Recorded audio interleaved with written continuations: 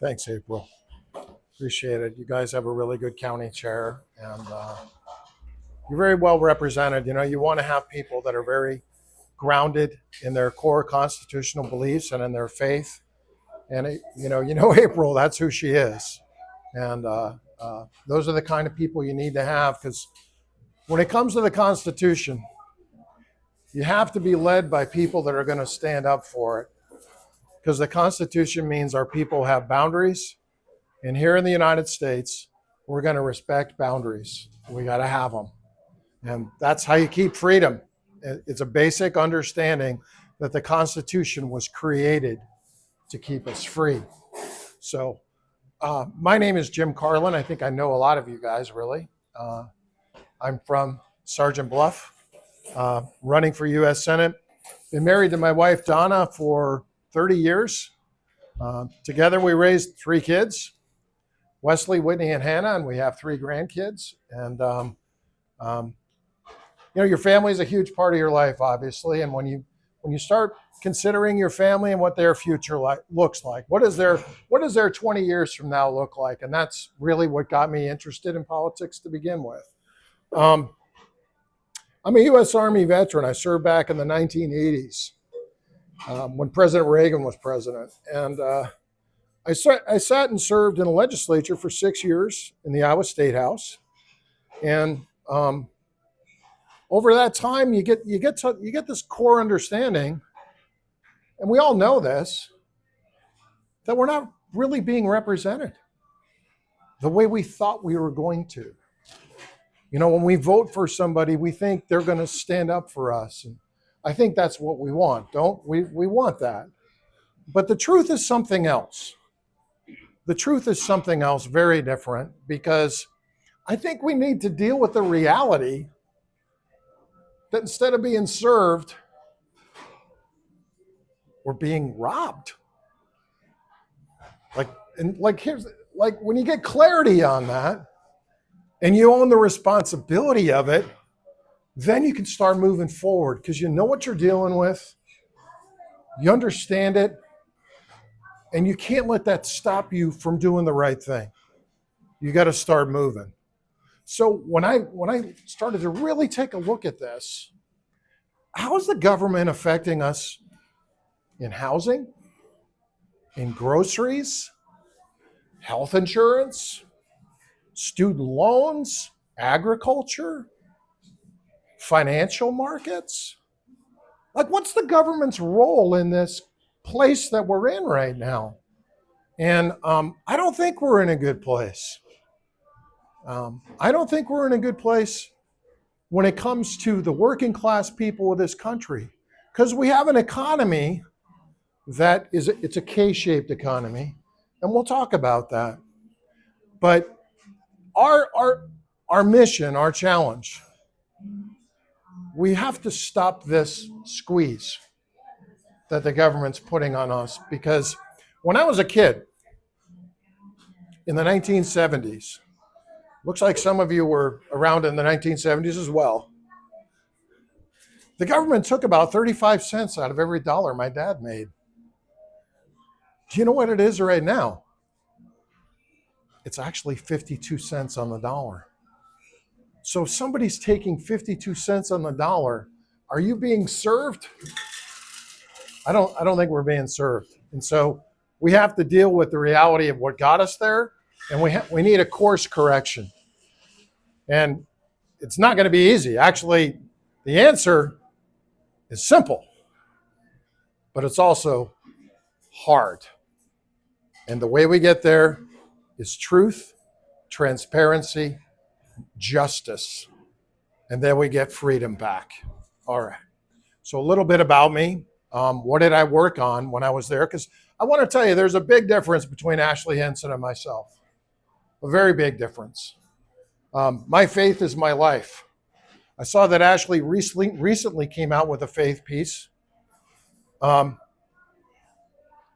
can't see how somebody who could vote against God's sacrament of marriage can think that they're that well aligned with the tenets and teachings of the Bible. I don't get that. Some of the positions she's taken related to our children are deeply concerning to me because I can't reconcile them with the best interests of children.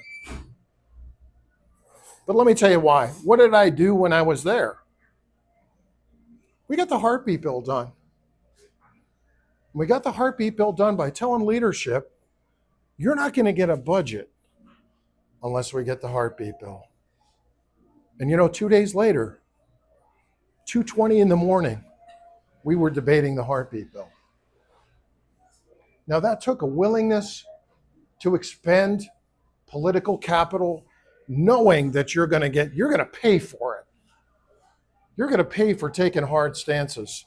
The active shooter bill, for every public and private school in the state of Iowa, they have active shooter training because of a bill that I wrote.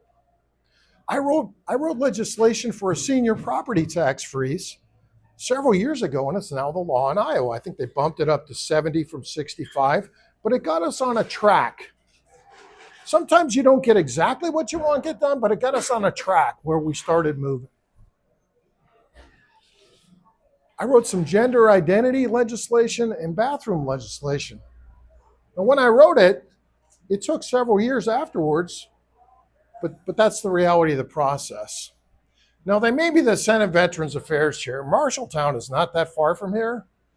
When they made me the Senate Veterans Affairs Chair, I was asked by 90 veterans to visit the Iowa Veterans Home.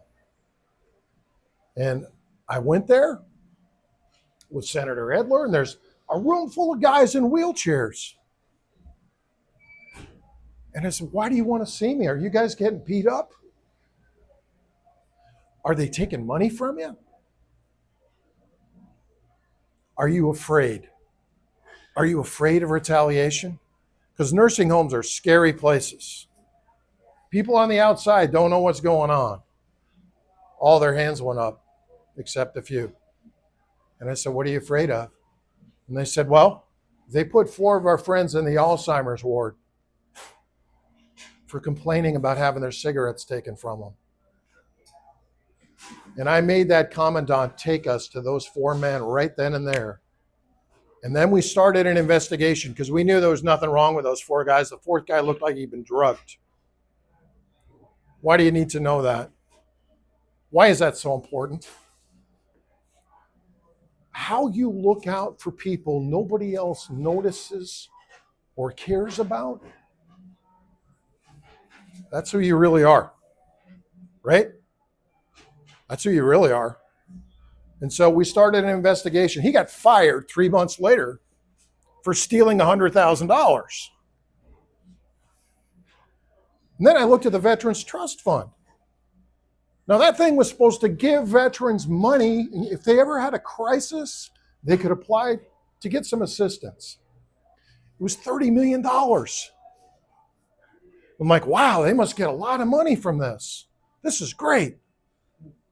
I said, how much interest are you getting the veterans? Less than 1%. 0.8% interest. And I'm like, you're really not trying to help the veterans. I think you're trying to help somebody who's holding the money, making money on the money, but this is not about the veterans. And so, folks, that's the context of the challenge we're faced with. We trust the government with our lives, with our health, with the education of our children. Can I just tell you, we shouldn't be trusting them. You can't trust people that are taking away more than half your income. So I went to the treasurer and I said, hey, you need to change this. You manage the pension fund for IPERS. That's what Vanguard Fixed Index Fund. You need to get our veterans the same money. They changed it. Now it does. They get 10 times as much money. Those are some of the things I worked on. If you actually look up my legislative record, because here's one thing you need to know. There are people who talk the talk in speeches, but then they get there and they don't vote that way. Now, Ashley, you would think Ashley was President Trump's biggest cheerleader, wouldn't you? She certainly acts that way. She's got it on her website. Must be true. The night before the presidential caucus, she was at a Nikki Haley event telling people to go out and caucus for Nikki. She posted it on X. Do you think she supports Donald Trump when she voted to keep Liz Cheney in leadership after Liz Cheney voted to impeach the president? By the way, Liz Cheney was on the J6 committee that looked the other way when freedom-loving people were sent to prison. I think who you support locates you. She doesn't really support President Trump. And another reason why I don't believe that, are you guys familiar with USAID? You are. Okay, you guys are. You know what that is? It's a slush fund. It's money laundering so that the CIA can conduct activities with no accountability through a private NGO. That's a little, it gets into some deep things there, but the reason why that matters, it was used against President Trump during the whole Russian collusion thing. The reason it matters, the NED, she also voted for the NED, is being used up in Minneapolis to stage demonstrations, to change public opinion, to sway us and get us to go the wrong way. She voted against marriage. I wouldn't do that. She voted to continue funding the United Nations. She voted to expand NATO. She voted to send $100 billion to the Ukraine when our own borders are overrun by 20 million illegal aliens. Does that sound like America first? I don't think it does. I don't think it does at all. Actually, I think what you're doing is you're listening to the globalist establishment arm of your party, and you're not listening to the people who voted you into office. If you had listened to the people who voted you into office, they would have told you not to do that, and I don't think you asked them. So what would I do once I'm there? We have to get control over the money we rely on to take care of our families, the money we rely on to be able to retire. We have to get some control back in the hands of the people and out of the hands of a government that doesn't stop spending our future. They're taking 52% of what we make. We're still $38 trillion in debt and climbing. What does that present for our children and our grandchildren?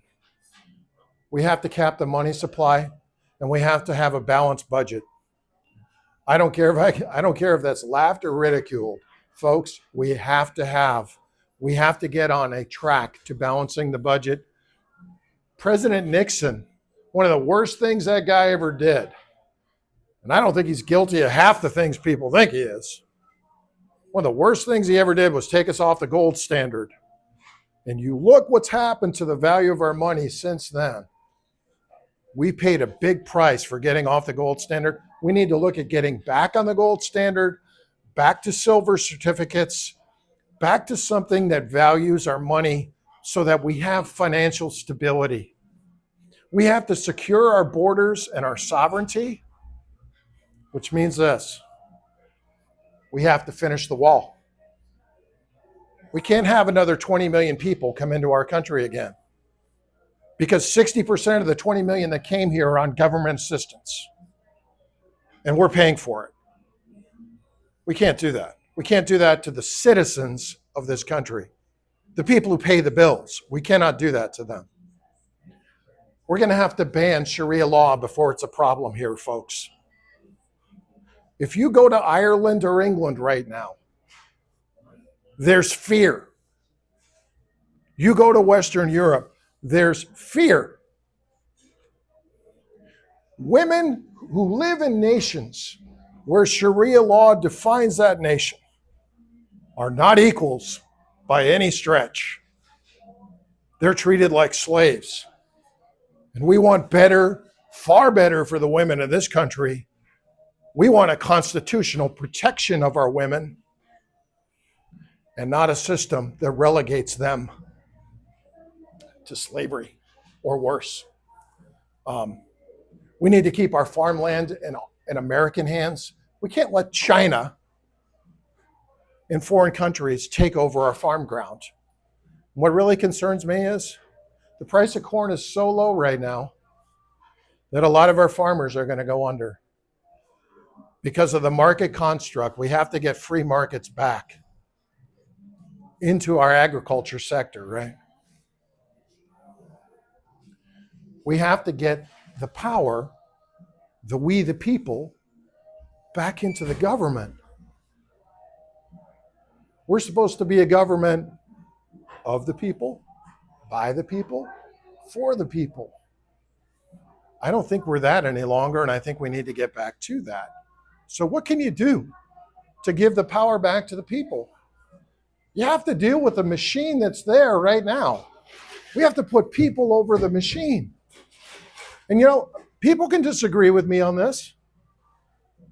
I think term limits are a good idea. Because the longer they're there, the more institutionalized they become, and they stop listening to the people.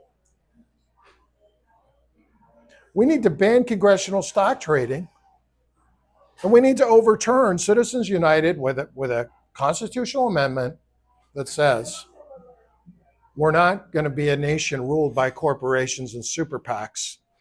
We're going to be a nation of the people, by the people, and for the people. And folks, we don't get back election integrity till we take the power of our elections out of the hands of the corporations. That has to happen. That's where we need to go. Because our whole problem has been our government is no longer answering to us. It's running our lives. We have to get our voice back. And we owe it to our children, because this is what I want to leave you with. If we look in the future and we're honest, 20, 30 years from now, what are we leaving them? Because I actually, when I was a kid, I had a pretty good country. I mean, economically, I had a nice standard of living, middle class family. We did well. We were good.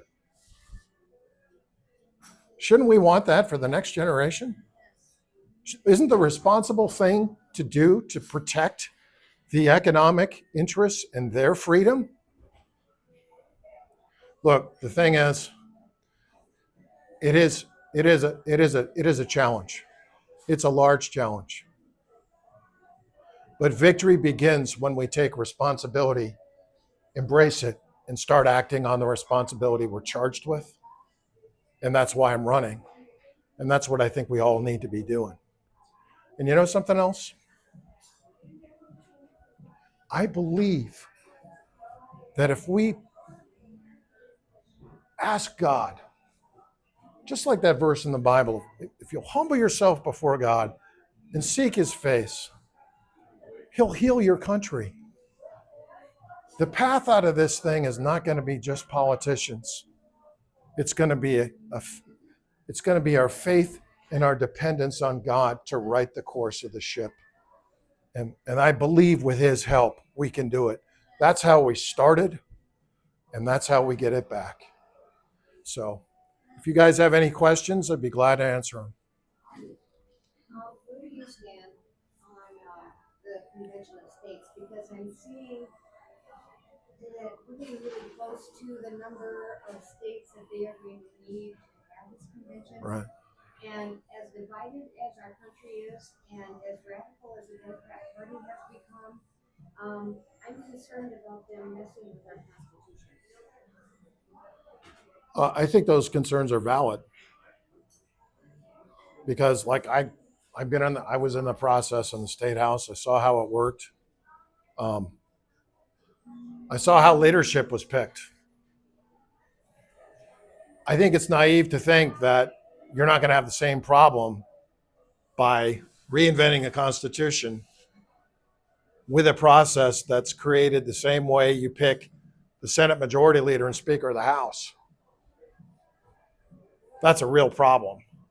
And that basically relegates the Constitution into the hands of people that get elected the same way. I don't think it's a viable option. Now, I think we need to have conversations about how we limit government and how we get there. I personally don't believe that that is the path to do it. But the thing that it does do is it starts a conversation. I just don't believe it's a viable answer to the situation. And one of the things that they're proposing, and this is Rick Santorum, is, looking at it every 5 years. But then you take our Looking at a what, I'm sorry? looking at the Constitution every 5 years. Well, you Okay. can't get a living document then, Right, and then you've lost the standard. right. That would be a huge concern. Looking at the Constitution every 5 years.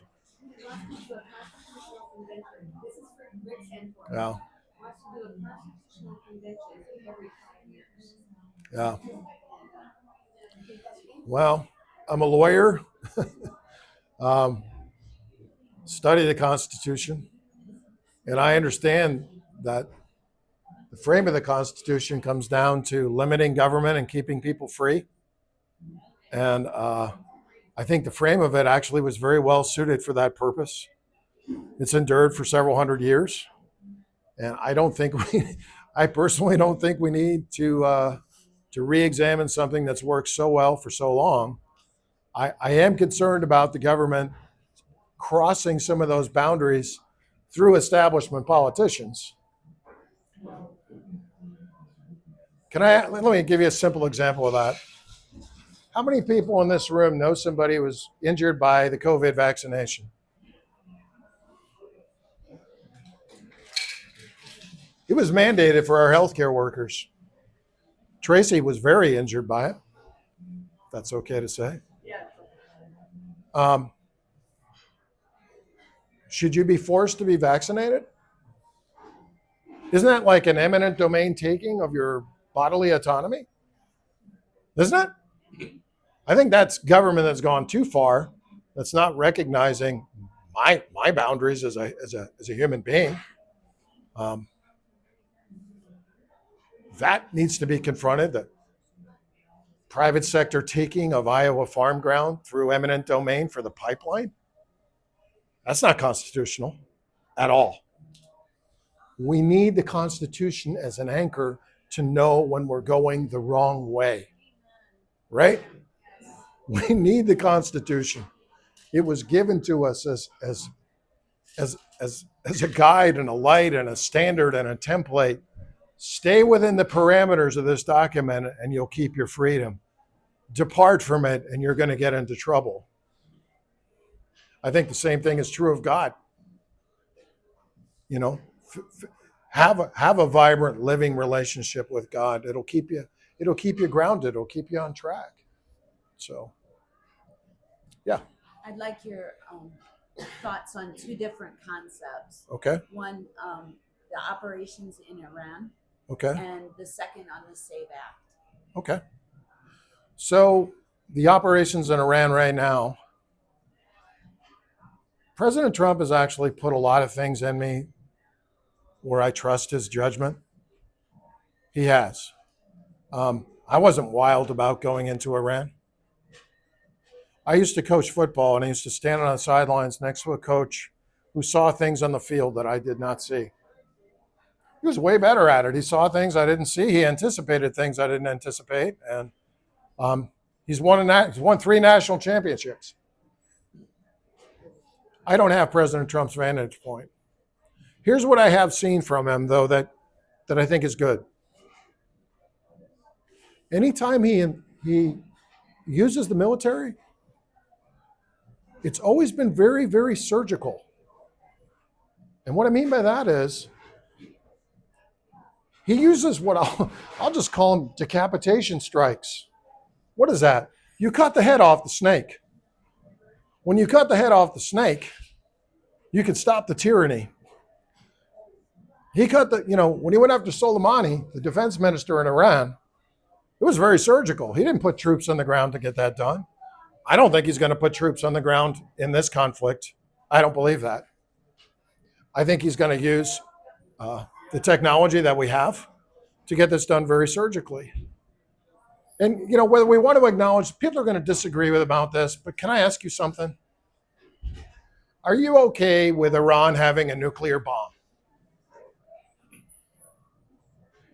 Here's what really concerns me about that possibility.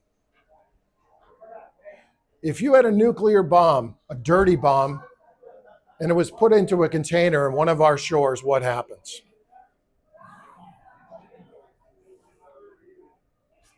There are so many ways to do that, to hurt us.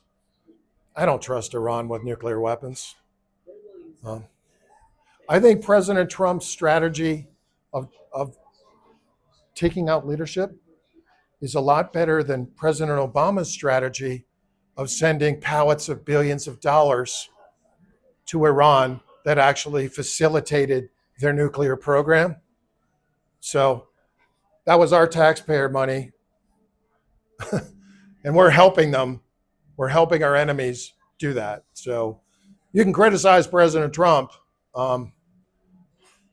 I think he sees things with a different perspective, but I'm also very confident that this is not going to turn into Iraq or Afghanistan.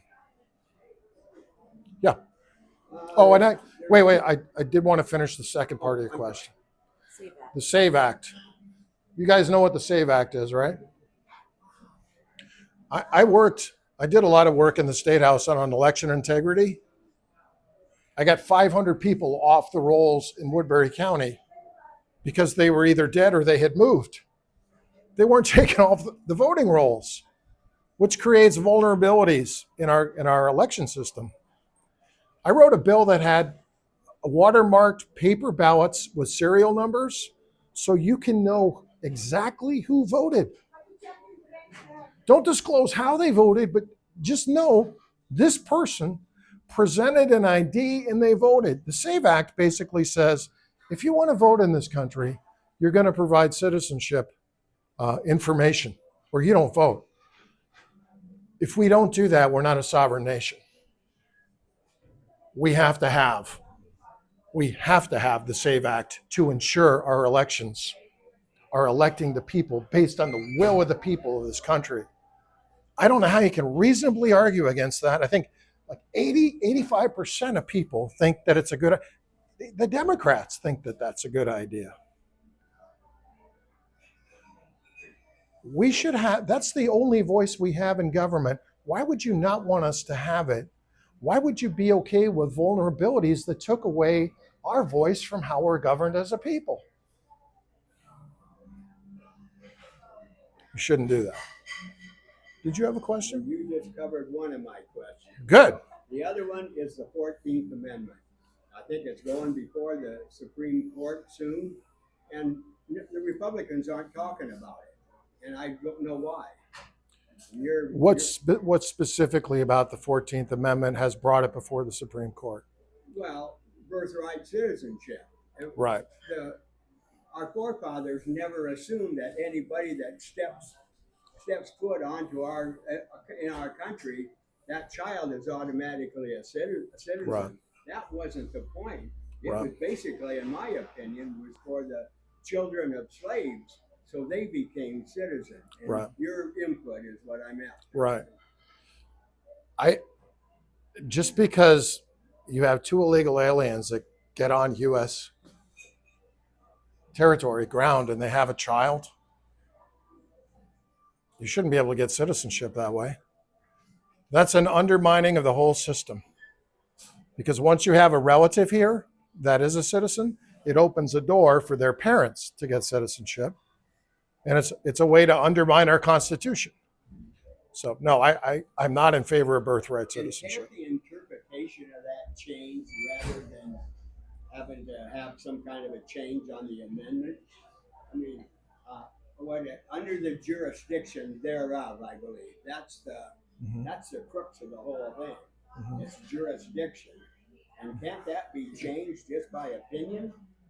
And I guess the Supreme Court's gonna. We're gonna find out how they're gonna treat that, but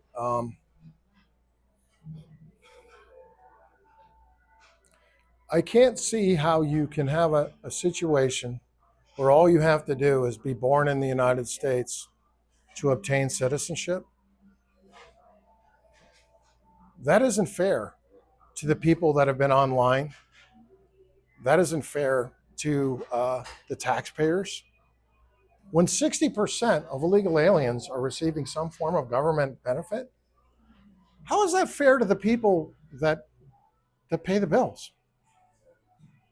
No, what it is it's an incremental undermining of the interests of the people and the citizens of this country. That's what it is. The 14th Amendment was put there as a constitutional protection of the states. That's why it's there.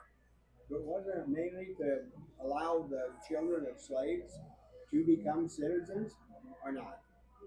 Am I going too Like far? how that's in the frame of the issue, like how that's connected, I'd have to take a look at that. I'd have to take a look at that. That's a lay person making Yeah. the judgment. Yeah. Yeah.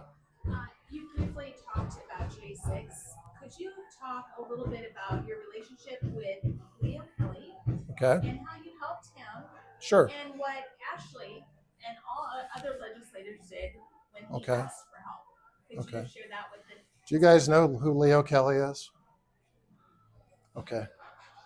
Leo Kelly was there on January 6th. Iowa? He's from Iowa. He entered the Capitol on January 6th. He's probably one of the gentlest people I've ever met in my life. And he was praying in the Capitol. He was sentenced to prison. He was sentenced to prison for praying in the Capitol. What's really concerning about that is I went to a plea taking, Rebecca Lorenz, in the same situation, the praying grandma. And I watched how the judge in that case presided over it. They weren't permitted to make constitutional defenses in their claims. It was basically a mock show trial to justify putting innocent, freedom-loving people in prison. And I think the further we find out, okay, first of all, how many government people were facilitating that very thing? Lots. And we know that's true now. The FBI has disclosed that. When you throw flash grenades at elderly women, which they did, when you murder a woman by shooting her through the throat and you're not going to jail, I think the wrong people were put in jail. I think the guy who throws the flash grenade on elderly women and the guy who shoots a woman through the throat, he didn't go to jail. But the people who were in the building praying, like Rebecca Lorenz and Leo, he went to prison for 11 months, federal prison. For what? For what? His constitutional right to assemble. He didn't break the law. And, the message of that whole thing, I think, is this. If you try to stand up for yourself and for this country, we've got a rigged system. We're going to prosecute you. We're going to throw the Constitution out the window. And you better think twice before you do this again. Not a lot of difference between January 6th and Tiananmen Square. Okay? You have innocent people go to prison for 11 months. By the way, Leo's a good man. We went to visit him, and he asked for help from our senators. Oh, yeah. Yeah. While Leo and I were in prison, we stayed in touch. I called him just to check in on him, to make sure he was doing okay. His parents, I got to know his parents. I got to hear his story. And people need to know his story because it could happen to us. The thing about Leo that I really like, they offered him a plea deal. And he said, no, I want my case to go to trial. And when you're looking at federal prison for 5 years and you say, I don't care, I'm going to stand up for my country, that was a very brave thing to do. And thank goodness President Trump got elected, because Leo would probably still be in prison if he hadn't been. What about Ashley? From what I understand, Ashley was contacted. Actually, I think she had a face-to-face conversation. Well, I know Leo's brother ran into her on the airplane, and Right. he confronted her, and she said she would look into it, and they've never heard anything. Right. So, the Well, family. no, I mean, I know that our federal people were contacted by the Kelly family, and nothing happened. And if you research this out, there were some people in prison that really went through some terrible things and received little or no help from the people that were supposed to look after them. And that just goes to show, Jim, you are a defender. You're the defender of people. He really is. I'm on his team, and when we were doing our messaging, that's one thing I see with Jim. He defends the helpless. He defends the seniors. He defends the children. He defends women. He defends veterans. I mean, he's a man of his word, and he will back us. We need someone like Jim in the U.S. Senate who's going to have our back, and we need to have his back right now. Thank you. Two questions I always ask candidates are how do we voters identify rhinos? Number one. Right. And number two, what do you plan to do to protect people's rights? Well, I mean, specifically, when you say rights that's obviously a broad thing, but when you swear an oath to the Constitution and you put your hand on the Bible and you say before God that I will stand up for this Constitution, so help me God. I will commit to this Constitution. You have to honor your oath. That's an oath. That means you're going to protect people's private property rights. It means you're going to protect their speech. It means you're going to protect their right to defend themselves, their right to assemble. It means you're going to protect their freedom of religion. It means that you're going to make sure that the people aren't being taken advantage of or undermined. The government right now is not serving us. It's hurting us. I think President Trump has done some good things, but there's a lot more to do, and I think he needs allies to do some of those good things. When I was a senator, I would research what I was voting on. You actually have to know what you're voting on before you vote, because a lot of times things get put into bills that unless you do your own homework, you don't know what you're voting on. So to protect people, you have to have good caucus staffers. You have to have your own staffers with a critical eye and like the research skills to know what you're really doing to protect people. Here's like a simple example of that. Did you know that Iowa ranks 49th in nursing home investigation staff nationally? What does that mean? It means our old folks in the nursing home are not getting looked after. Now, when that's you and you're that person in that nursing home, that's very real to you. And you wish somebody was looking after you. So that's, when your kid's in a classroom and somebody's trying to indoctrinate you with some weird stuff. When you're a taxpayer who's struggling to take care of your family.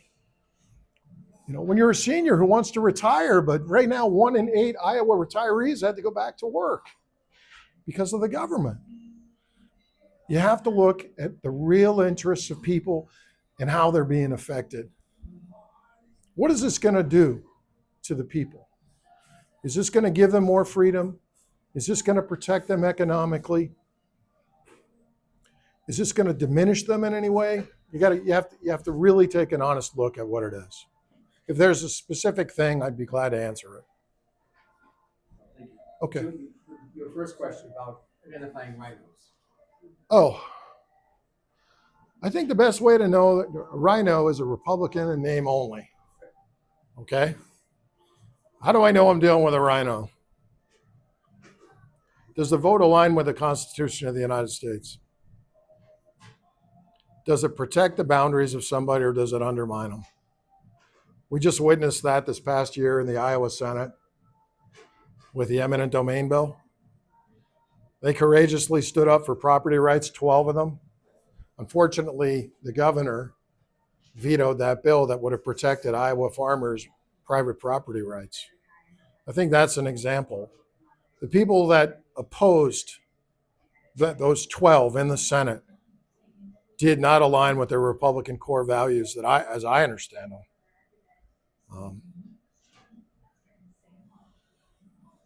I think the votes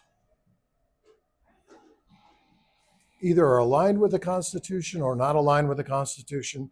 Are the votes aligned with the economic interests of the people or against them? Because here's the reality. We think we're electing candidates. In reality, we're electing donors. So if I see somebody who consistently votes are aligned with the donors and not with the people, that should give you a rhino alert. If I see somebody who sends $100 billion to the Ukraine, that's a pretty good indication. If I see somebody who votes against Christian conservative values on marriage, that's a pretty good indication. If I see somebody who funds things that I think undermine the Constitution, like USAID and NED, that's a pretty good indication you're dealing with a rhino. So is Ashley Hinson a rhino? I think Ashley Hinson is a rhino. I think I'm a far more constitutionally aligned Republican than Ashley Hinson is. Yes, I do. Kind of along that line, I've been hearing quite a bit about Democrats changing their party to Republican to get elected in. Right. And technically Right. a Democrat, but they're Right. as a Republican. What Right. do we do about that, or how do we? Well, so you guys have We're seen. gonna find. I mean, How did they know? how are they gonna find out? Sure. I mean, people like this group here, obviously, we dig in and we look. Now, you guys do your what's homework. happening. Majority of people, they don't have time, they don't have the energy, they don't whatever. They don't Right. really get into politics. So I just no, I there think that's a concern we need to. there's some very real tools out there right now to know how people vote. The Conservative Review has a Liberty score, the Heritage Foundation, and a Freedom. They have scorecards, the Heritage Foundation. There's another thing called a Freedom Index. So if you want to know if that politician's votes are aligned, you can Google it. And you'll see that Ashley Hinson's freedom scores are not anything to be too excited about. She's consistently been, on the lower side of things. And that locates her because freedom means you're going to respect our boundaries. That's what it means.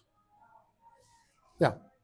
I think along with that, problem is that lots of promises are made, but not a lot of promises are kept.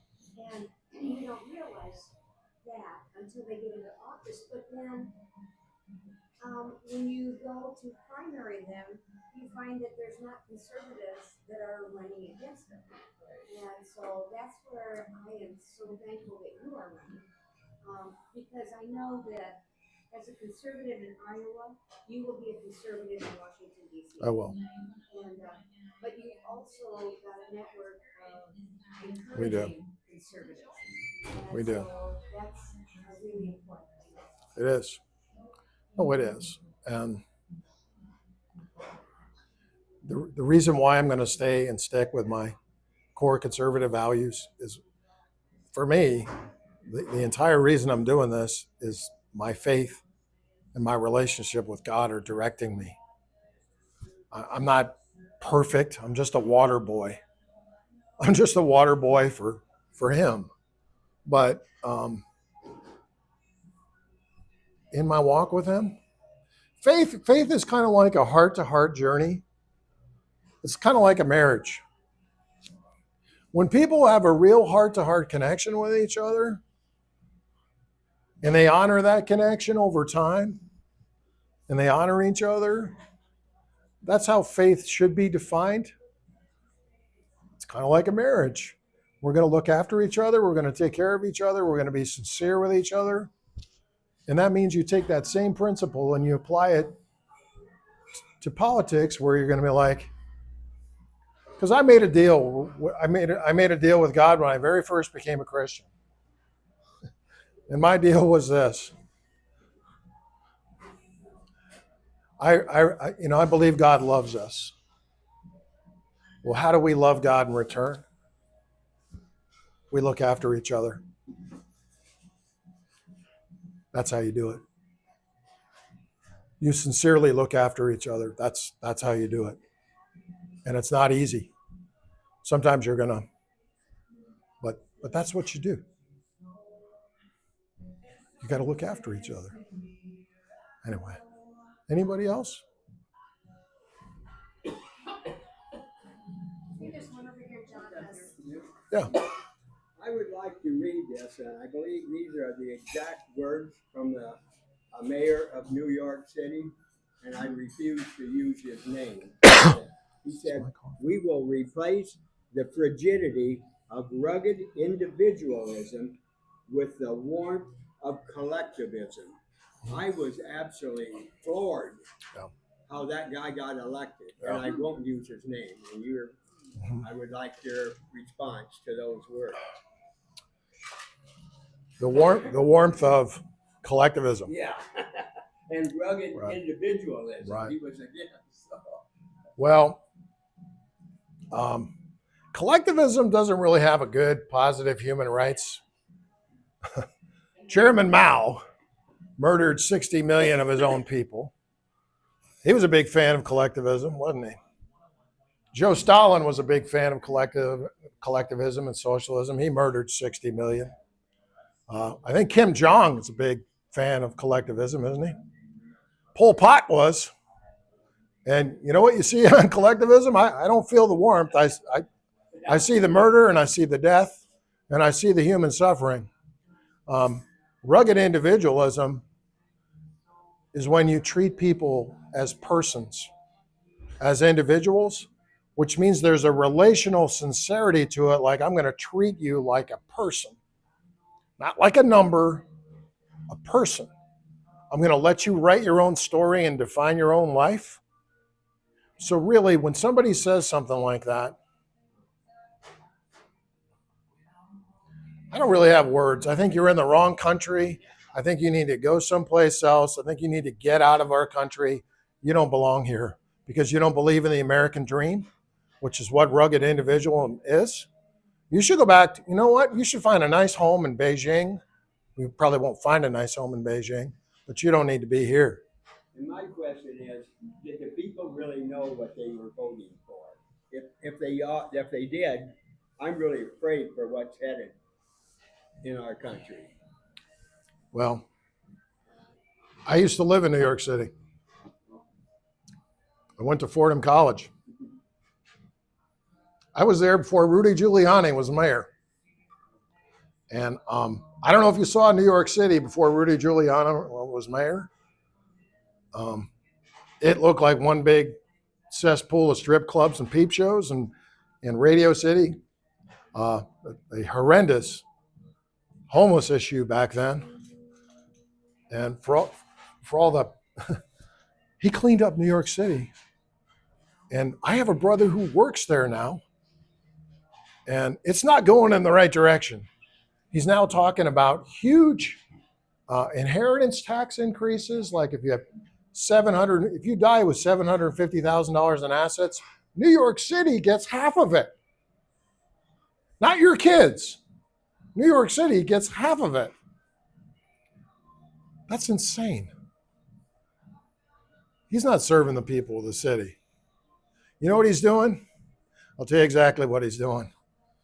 He's feeding the politics of envy and hatred, and he's stirring the pot of the basest of human emotions, which is hatred and envy. for his own political ambition. I don't think it gets any lower than that. 750,000. I mean, that's destruction of the American dream. It is. That's home ownership That's- in New York. You know what you can buy in New York City for 750,000? How much? I don't know either. I don't think you can buy a lot for 750 in New York. You can't buy an apartment in New York City for 750. That's the elimination of home ownership. Yeah. Yeah. There's no Your kids won't get your house. Your kids won't get your condo. Your kids won't get the apartment that you worked all your life for to pay for. If you want to own a condo on the Upper East Side, it is expensive. That's the collective warmth right there. You're all going to be Yeah. rolling together. And Yeah. I don't feel that warm when you're stealing my kid's inheritance. I'm not feeling the love, brother. Nancy has a question. I did first. Oh, I'm sorry, I didn't. Yeah. My question was, in the last week and a half, we've seen 4 naturalized immigrants who have committed terrorist acts. Speaking of New York and across the Midwest, with the shooting at ODU or Old Dominion. Would you support? How would you work with those to make sure that people that have been naturalized from other countries are either denaturalized or because they're going to go to jail, maybe they should be sent back to their other country? How would you handle that?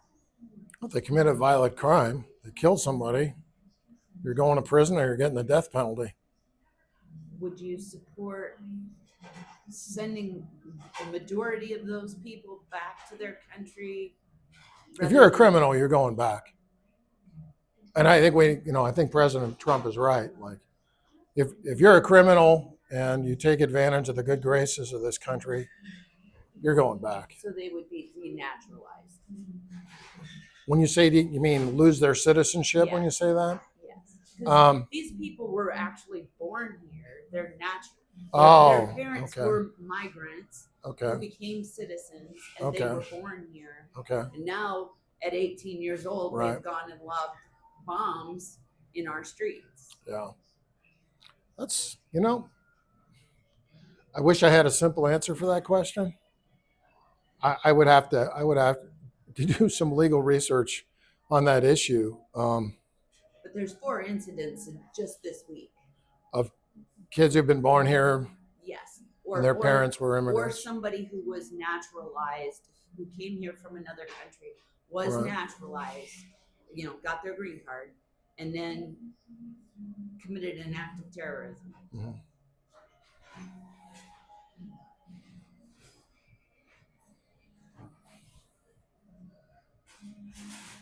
So you're talking about a child of somebody who's been made a citizen or has their green card. And then the last 2, the Jewish bomber from, I believe it was yesterday morning, Mhm. and the shooter at Old Dominion.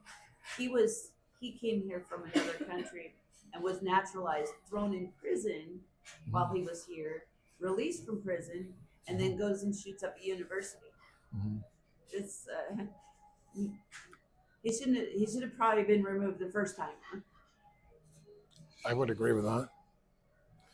I think we spend too much time being like almost over the top, go out of our way to be compassionate all the time to our own detriment. Compassion's great. I think we all believe in compassion. But when compassion starts hurting the people of your country, you have to take a real look at the vulnerabilities that you're creating. I mean, who doesn't care? We all care about children. But, some of these issues that come up, if you're a terrorist and you bomb people and the case is slam dunk, unequivocal, we need to expedite the death penalties in this country. Expedite, because the appeals process can go on for years.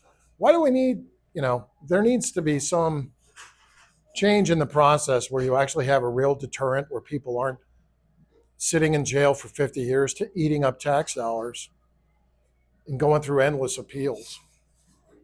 I just saw something on Facebook this morning. I have not had time to research it at all, but it was kind of concerning. It was a farmer up in Minnesota. Evidently, they had passed a law where he could, when he retires from farming, he could give it to his sons. But then his sons, when they got ready to retire, they just walked away and got nothing. So the land and the farm and everything goes to the state. And he says, so my sons don't want to walk away with no retirement. Right. So here he is, he's stuck. Did that actually pass? I don't know, that's why I said, yeah. I just saw that. I can't imagine that would pass the Minnesota legislature. Or I don't know if it did pass or if it's up to pass. Right. But, that's why I said I didn't have time Right. to look into it at all. Right. But that's kind of just Right. concerning. No, it wouldn't surprise me at all. And the reason why it wouldn't surprise me at all if there was somebody trying to do that, 35% of presently of all residential home purchases are done by investors, Yeah, that's good to do. not families. That's why the price is up. You can't tell me that the investors aren't trying to buy up farm ground for nothing. It's to take private property from us. And all the metrics and all the implications of owning your own home are huge. Owning your own farm ground are huge. They're generational. And taking that away, and I think you're right. I'll bet there's something to that. I'm thinking it wouldn't surprise me coming from Yeah. there, but you see, they're seeing that a lot where it's Right. getting Yeah. they're just taking more things away Sure. lightly, a little bit of it. Well, it goes along with what the World Economic Forum put out in 2016. They put out a white paper that said, in essence, you will own nothing and be happy. And that was put out, you can look it up online. Yeah. And that type of attitude leads to legislation like that. And they're brainstorming that into the kids, feeding that into the kids' head. So, Well, one of the things we have seen that we really need to have a self-aware look at is the wealth transfer from the middle class to the billionaire class to the elites. If you look at the money pre and post COVID and the concentration of wealth, it's been shifting dramatically since the 70s. 1%, the top 1% owns 50% of all the stocks in the United States. That's a lot of money, folks. That's also a lot of power.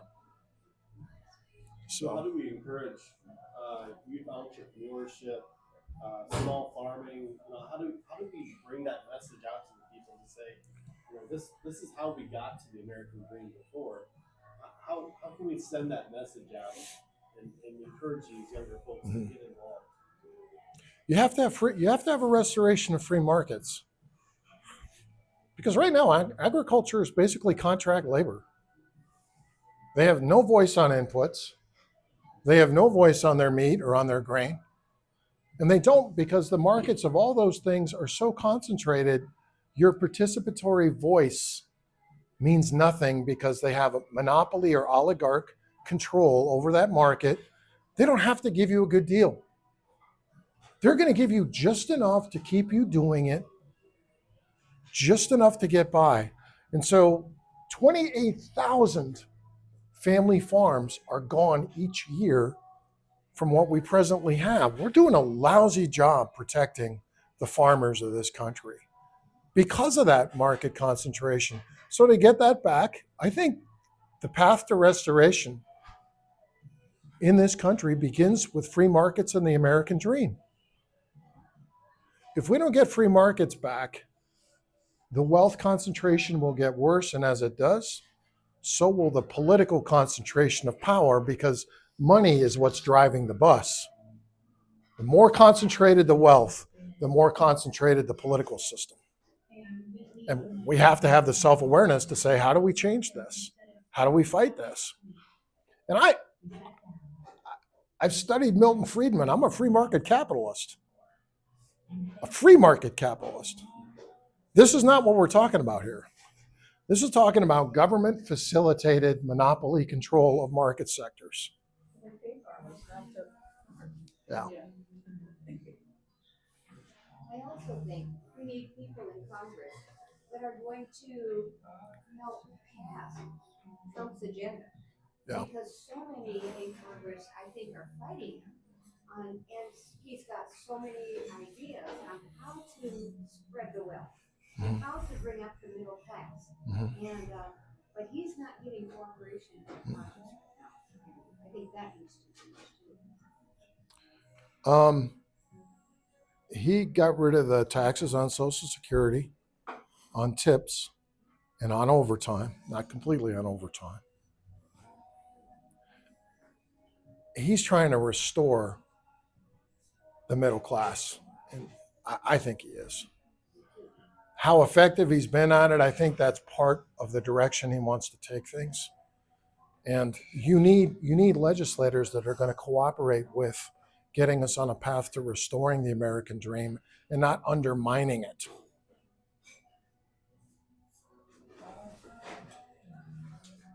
Yeah. One of the things I appreciate about you is I can look on X, and I can see your posts, and I can see what you're thinking, and that's really good because what is being said at the Capitol is we're not getting that back here. We're not getting that information. For example, Ashley is on part of the select committee on China or the CCP. She's on that committee. Okay. And the things that are being said on that committee are very alarming, and we are not getting that information here. And that's very important that we know some of these things, because if our leaders don't communicate with us, what happens instead is they'll go to social media and they'll look for answers there. And I can tell you this, at least 30% of what else on social media is not true. It's contrived. Some of it is from our adversarial nations that are trying to divide us. Yeah. So it's really important we get information from our leaders. And but people, they want to know the truth, and they're not getting the truth. And that's because our leaders are not communicating with us. And I appreciate what you are. You know, to get our country back, I think we have to have three things. I think we have to have truth.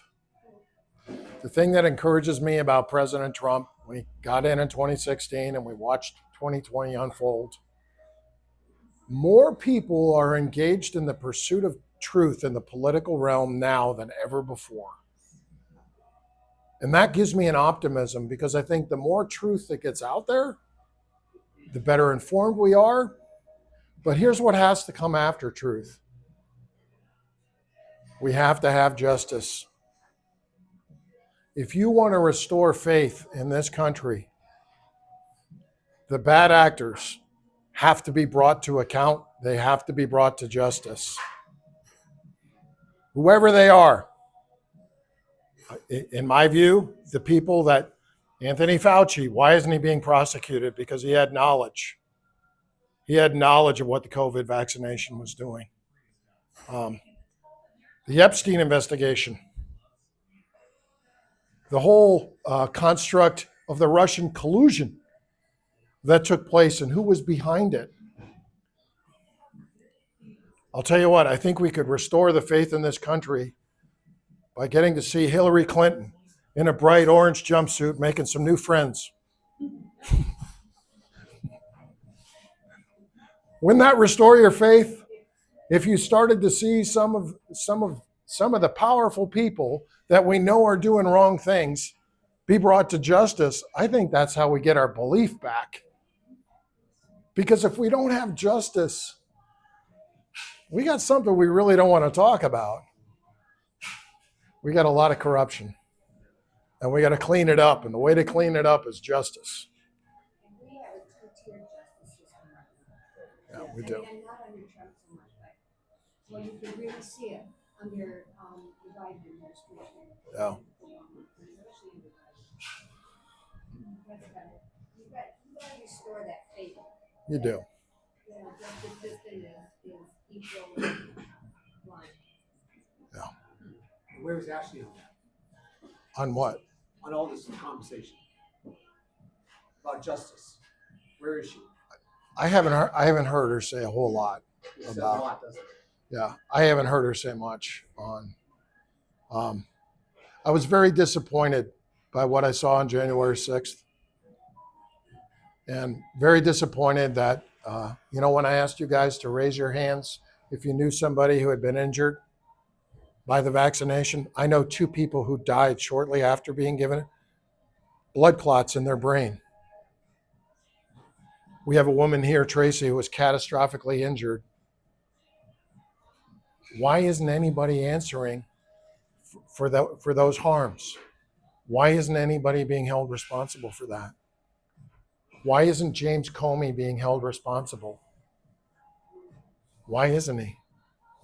Do We you think it's maybe that Ashley's donors don't want her to talk about that? I think Ashley is a person who plays her cards close to the vest. I think she's very politically calculating in how she deliberates, conducts herself, and I think she knows. Who's defining some of her actions and some of her votes, and she wants to stay in the good graces of those people.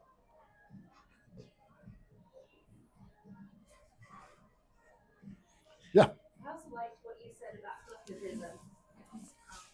Because collectivism ignores the individual. And that's what we saw with this whole COVID thing, especially with the mandating the vaccines. So what I hear from our government agencies is, oh, sure, the vaccines will, there's a rare instance that it might harm you. Yeah. A rare instance. So, okay, it's good for the collective, but the individual doesn't matter. Right. No. And No. that's not even how No. we used to function here in the Right. United States. No. We don't have, I mean, there was no semblance of honesty there at all. We were told that those vaccinations were 95% effective. 95% effective. We're told a year later they're very effective if you've taken the 5th or 6th booster. So, in theory, I mean, I'd like to hear collective theory. Why do you think they were mandated? I mean, I don't know for sure, but why do you think they were mandated? Because we all know we all know that we could get through COVID without them. I mean, even simple steroids. Why were they mandated? What was that? I'll tell you why. It's their first foray into how much can we control the American people? How much are we going to be sheep? How much are we going to just lay down and take it? And they got a pretty good view of a lot of people being trained. Yeah. Can you talk about the bonus structures at the NIH and how those patents were those individuals, those employees of the United States government received bonuses from those drugs? $8 million. Yeah. Would you mind speaking a little about the NIH and their employees and how they received money for these drugs? I didn't know that the NIH was doling out bonuses. Yeah. That I had not heard that. Millions of dollars to NIH employees. The Congress Wow. passed a law a number of years ago that required NIH employees to hold a patent on vaccines and drugs and such. And so when the drug is used, they Right. get a kickback basically because they own the patent for that. And Wow. Fauci owns the patent for the Right. COVID vax. And Okay. remdesivir, by the Right. way. Yeah. He and Bill Gates own that. Yeah. Well, I know a lot of physicians, and they referred to remdesivir as "run, death is near." Actually, knew a young woman whose husband died on remdesivir. I went to a presentation the other day on vaccinations and the connection between vaccinations and autism. Do you know the federal government has only done one study on that correlation? And do you know in the results of that study, it said there was a connection. Um, they're not. They're not. I don't. You know. I heard this said. This makes a lot of sense to me. If a country is run by banks, it's always going to be in debt. If a country is run by a military industrial complex, it's always going to be at. If a country is run by a pharmaceutical sector, it's always going to be sick. No, the dots aren't that hard to connect. You just have to make the case for them. So on the vaccination side, before immunity liability, do you guys remember? I'm going to wrap it up with this. Do you remember as a kid? I'm 63. I don't know how old you guys are. How many vaccinations did we have? Well, I've never taken a vaccine ever. Okay. So, yeah. We had like three My parents to did. 5. MMR, DDP. Yeah. Right, 3 to 5. Then they made immunity liability in 1986. How many vaccinations do our kids have now? 70 or more. And we've seen an exponential onslaught of autism, like it's crazy. We've seen epidemic levels of chronic disease. Can we please I commend RFK's work, and it needs to be permitted. His work needs to be permitted to run its course in the path of truth on the role of vaccinations on the health of the people in this country. And it needs to be thoroughly examined. It's time to stop trusting the ex-pharmaceutical CEOs who define the regulation of pharma. Yeah. This is not part of a campaign platform. However, I believe that we turn to the pharmaceuticals for a pill when we need help rather than being healthy in the first place. Mhm. And I truly believe that dental health care is more important than 90% of the other medical care that you get.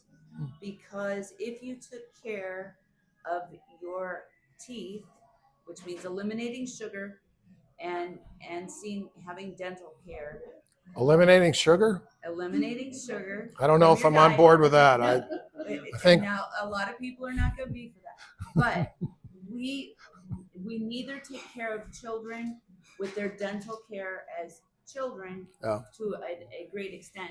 We become adults who eat sugar and we develop bad gums and bad teeth. Therefore, we have health issues that stem from that specifically. And if we were able to spend the money on dental care prior, we would not need most of the other care. Yeah. Well, And I would prefer to see that take place in the future if we were rebuilding something like Obamacare. Well, I'm sure that there is a correlation between good dental health care and health, obviously. But the government does not work No, on it. Well, I think the frame of it is designed to make money. The healthcare system, with Obamacare, we had 5 healthcare companies. We created a monopoly. The premiums went up 200%, but the profits also went up 200%. So was it really about serving the people and making healthcare affordable when the premiums have doubled? No. No, what I'm saying is if you switch that to dentistry, then you would eliminate almost all of those other things. I'll have to get studied up on my dentistry, but I do floss. I do need we need to go pretty soon. All right, I think we should probably do maybe one more. and then we'll call it good. It's sad, but it takes millions and millions of dollars to run for office like you are. Is there any chance that you can get the backing of the RNC or some of these organizations that are important? Because let's face it, it's a jungle out there. It To me, is. you're saying all the right things. Yeah. We won the straw poll. I don't know if you know that. There was a straw poll of 19 counties. It's a 1,000 vote sample. We won 54-46. I think people in Iowa are wising up to this and sending out a bunch of mailers, hundreds of thousands of mailers with petition signatures things, and never going to central committee meetings and never engaging with the people on the ground and just kind of mailing in your campaign, which is what Ashley Henson's done. I think the people of Iowa are onto that. And I do think there is a path. And I think once she's defeated in the primary, you know, I think the Republican base will embrace it. And I think we will win in November. We have to get through the primary first, and we will. And I know it's a big mountain. It's a big mountain. But I know this, unless we start challenging the way we're governed, it's not going to get any better. Once we stop fighting, we've lost the war. And the war for our freedom requires vigilance. No matter what it may look like, you have to fight that fight. You have to fight that fight. We talk about yard signs and barn signs. Yes. Real quick. Do you want a yard sign? I'm kidding. We do have some yard signs. We have yard We wanna signs pass and out to barn you guys. signs. If you would be so inclined to take one from us, we're looking for barn sign locations, major highways. Major So highways. if you have any ideas, we need help with that. We need help distributing these. If you could take one with you, give it to a friend, a neighbor, take it to church, take it to work. You know, we got to get his name out there. I actually just stuck one on the community board right out here at this restaurant. So that's another good place just to get his name out there. If you haven't signed this, we would love to stay in communication with you. Just a clipboard with, we just want to get your contact information so you can be part of our newsletter. Yeah. There's just a lot of ways to get involved, and you guys you have your own circles of influence. Yeah. And Use so 'em. we need your help. It's Yeah. an uphill battle, but God's Yeah. with us. Yeah. He loves this nation. It does. He loves this state. Yeah. We're going to get it back. We have patriots on the ground doing the right thing. We have Jim to lead us. Like I mentioned earlier, he's on the front line for us. He's giving it his all. And now it's our turn to come alongside him and just to do something simple. You can hand these out. Get on our Facebook. Share some posts. Share our posts. Yeah. There's so many different ways to get involved. We would love all of Yeah, you. we need all the help we can get. And I do want to say one last thing. We have had some help from you guys. You've all, in your own way, helped us. My friend Dale there has made enormous sacrifices. Stacy has made enormous sacrifices. We got to embrace that because that's what gets it done. I couldn't do any of this without their help. I really couldn't. I mean, I wouldn't be out of my driveway if it weren't for these two and the rest of the people we have around the state. And I want to thank April for setting this up.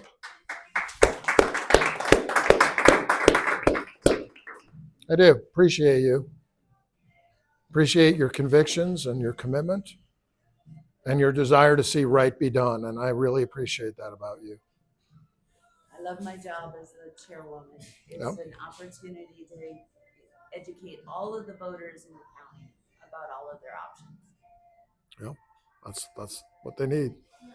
That's what they need. All right. Well, thank you, everybody. And if you want to grab a yard sign or whatever you can do, you can write us a check or get on Carlin for U.S. Senate and make a donation. We would love that because we, like any other campaign, we need money to get the bus down the street. Thanks, guys. And you know people who have money. Let's talk to them. Yeah.